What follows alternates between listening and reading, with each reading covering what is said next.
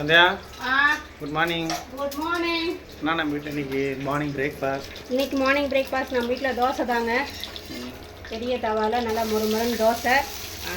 அப்படி இப்படி வந்துட்டிங்கன்னா உடச்சக்கடலை சட்னி தெரியுதுங்களா தோசை. இதை விட பெருசாகவே செய்யலாம்.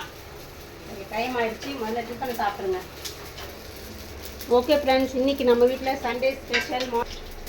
ஓகே ஃப்ரெண்ட்ஸ், வாங்க எல்லாருமே சேர்ந்து சாப்பிட்லாம்.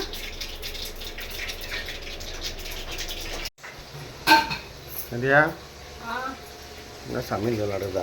ஆமாங்க. என்ன ஸ்பெஷல்?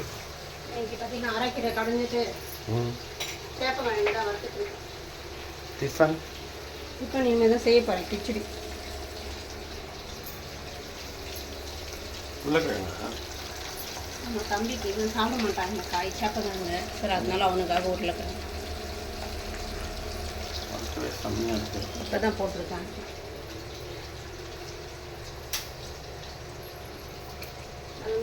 கருப்பு கம்பி கஞ்சி. இது நான் இப்போ கடைய போகிறேன். சட்டி ஒன்று வாங்கணும்ல? உடஞ்சிடுச்சுங்க, வாங்கணும். போயிட்டீங்க. அவங்களுக்கு வந்து தினை ரெடியாக இருக்குது. அது வந்து பால் வந்து தயிர் கொஸ்டும் காசு வச்சுருக்கேன். போயிடுச்சுருங்க. என் பையன் எழுந்துட்டான்னு நினைக்கிறேன், கத்திட்டே இருக்கான். வருவாங்க இருப்பா.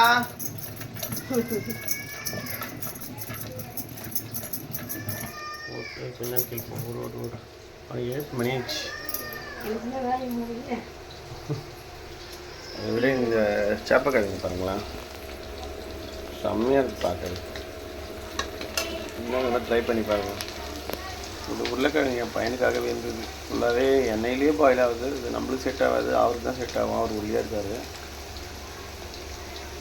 ஓகே ஃப்ரெண்ட்ஸ், லன்ச் வீடியோவில் பார்க்கலாம்.